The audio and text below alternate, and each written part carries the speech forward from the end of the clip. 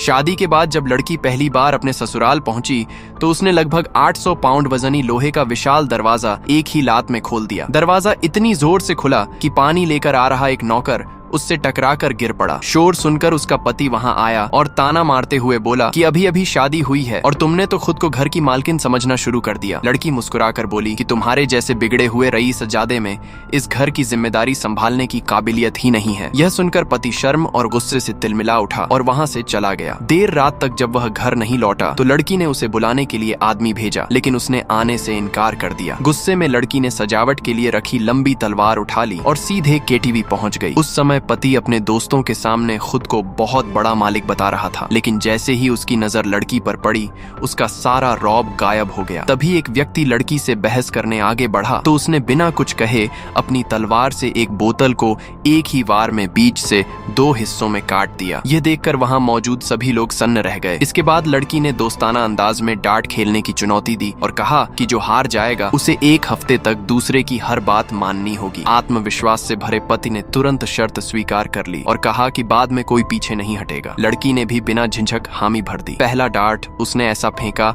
कि वह निशाने पर ही नहीं लगा। पति जोर जोर से उसका मजाक उड़ाने लगा, लेकिन लड़की ने शांत होकर अपना अंदाज बदला और दूसरा डार्ट सीधा बुलसाई पर दे मारा। पति ने कहा कि यह तो सिर्फ किस्मत थी, मगर अगले तीनों डार्ट भी उसी एक निशान पर जाकर धंस गए। वीडियो में साफ दिखाई दिया कि हर डार्ट बिल्कुल उसी जगह लगा था। फिर भी पति हार मानने को तैयार नहीं हुआ और दोबारा मुकाबले की जिद करने लगा। इस बार लड़की ने उसके बोर्ड पर लगातार 5 डार्ट फेंके और पांचों एक ही जगह जाकर लगे। अब पति के पास हार मानने के अलावा कोई रास्ता नहीं बचा। लड़की ने मुस्कुराकर उसे शर्त याद दिलाई, लेकिन उसने झेंपते हुए तुरंत अपना जैकेट उसे दे दिया और पहली बार दिल से अपनी हार स्वीकार कर ली। इसके बाद लड़की उसे अपने साथ घर ले आई और जब उसने कहा कि अब दोनों एक ही कमरे में रहेंगे तो यह सुनकर पति का चेहरा शर्म से पूरी तरह लाल हो गया।